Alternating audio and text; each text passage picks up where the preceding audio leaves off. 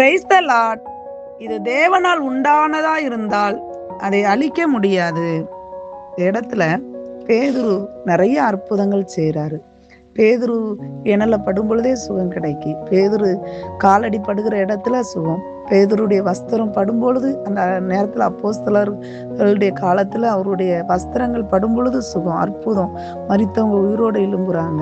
இந்த மாதிரி அற்புதம் நடக்கும்போது பரிசேயர்களுக்கு நம்ம பேரு போயிருது, நம்ம பேர் குறைஞ்சிருது, அந்த பேதுரு பேரு ரொம்ப கூடுது, பேதுரு பேர் மேல எல்லாரும் பெஸ்டா நினைக்கிறாங்கன்னு சொல்லி அவங்களுக்குள்ள ஒரு பொறாமை வருது. அந்த நியாயசாஸ்திரிகள் கமாலியன் ஒரு பேர் கொண்ட ஒரு பரிசேயன் சங்கத்துல கூப்பிடுதான். ஆண்டவர் இவனை அவங்க கூட இருக்காருன்னு சொல்லும்போது மற்றவங்களுக்கு பொறாமையா இருக்குது. பேதுருவை கொண்டு ஜெயில கொண்டு போடுறாங்க. எப்படியாவது கொலை செஞ்சிடணும், எப்படியாவது அழிச்சிடணும்னு சொல்லி அந்த இடத்துல கொண்டு போய் ஜெயில கொண்டு போடும்போது அப்போ அந்த கமாலியர் சொல்றாரு, ஆண்டவர் அவனை திறந்து விட்டுருக்கிறாரு, நீங்க அடைக்காதீங்க. ஆனா அந்த இடத்துல அவனை அடைச்சு அந்த சிறைச்சாலை திறக்கப்பட்டிருக்குது. இது எப்படி வந்துச்சுது? இவனை கொல்லணும்னு நினைக்கிறோம், இவன் எப்படி வெளியே வந்திருக்கிறான்னு பார்த்தா அங்க தேவதூதர்கள் ஒரு கூட்டமா நிக்கிறாங்க. திரும்பி பார்க்கும்போது அந்த தேவதூதர்கள் யாருமே இல்லை, சும்மா இருக்குது. ஆனா எல்லா ஜெயிலாம் திறந்திருக்குது. அவன் பேதுருவை கொன்றணும், ஜெயில வச்சே கொன்றணும்னு அவங்க சதி திட்டம் பண்ணாங்க. அப்போ அந்த இடத்துல ஆண்டவர் ஒரு மனுஷன் கூட இருந்தாங்கன்னா, ஆண்டவர் ஒரு மனுஷன் கூட இருந்தார் அப்படின்னா அந்த மனுஷனை யாராலையும் அழிக்க முடியாது. ஆண்டவர் உங்களுக்கு துணையா இருந்து ஆண்டவர் உங்களை அந்த நெருக்கத்துல இருந்து உபத்திரவத்துல இருந்து வெளியே கொண்டு வருகிறத பார்க்கலாம். பேதுருவை அழிக்க வகை தேடினவங்க எல்லாம் வெட்கப்பட்டு போயிட்டாங்க.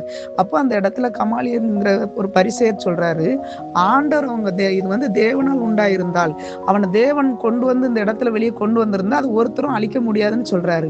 இன்னைக்கு ஆண்டவர் உங்களை கொண்டு வந்த ஒரு நோக்கம் உண்டு, ஆண்டவர் உங்களை கொண்டு வந்த ஒரு திட்டம் வந்திருக்கு. இன்னைக்கு நீ எல்லாரும் நினைக்கலாம் இவங்களை அழிச்சிடலாம், ஒரு மூட்டை பிச்சை போல நசுக்கிடலாம், ஒண்ணு இல்லை, படிப்பு இல்லை, அழகு இல்லை, திறமை இல்லை அப்படின்னு நினைக்கலாம். உங்க கூட ஆண்டவர் இருந்தா போதும். எப்பேற்பட்ட ஜெயிலா இருந்தாலும் சரி அதுல வழி திறக்கப்படும், எப்பேற்பட்ட அடைப்பா இருந்தாலும் சரி அது தகர்க்கப்படும், எப்பேற்பட்ட கட்டுகளா இருந்தாலும் சரி கண்ணிகளா இருந்தாலும் சரி எல்லாம் தெரிப்படும்.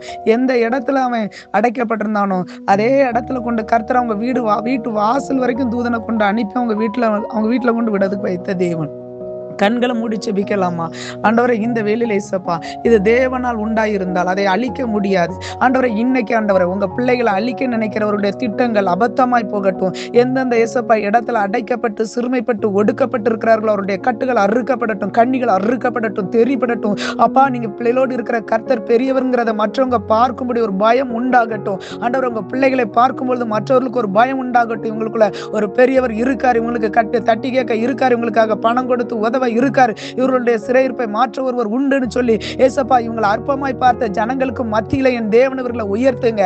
அப்பா அவர்களோடு இருக்கிறவர்களை பார்க்கிலும் ஆண்டவரை இவர்களோடு இருக்கிறவர் பெரியவர்ங்கிறத காணும்படி கிருபை செய்யுங்க. ஜெபிக்கிற ஒவ்வொரு பிள்ளைகளையும் ஆசீர்வதிங்க. சிறையிருப்பு மாறட்டும். ஆண்டவர் எனக்கு பேதுருவை வெளியே கொண்டு வந்த தேவன் இன்னைக்கு அடைப்பட்டு சிறைப்பட்டு இருக்கிற அப்பா உங்க பிள்ளைகளை இந்த வேளையில் அந்த அடைப்பட்ட வாசல்கள் திறக்கப்படட்டும். ஆண்டவருடைய தூதர்களை அனுப்பி ஆண்டவர் அவர்களை ஆசீர்வதிங்க, உயர்த்துங்க. அப்பா மற்றவருக்கு ஒரு பயம் நடுக்கத்தை உண்டு பண்ணுங்க. அப்படி செய்கிறதற்கு ஸ்தோத்திரம். இயேசுவின் நாமத்தின் பிதாவே, ஆமென்.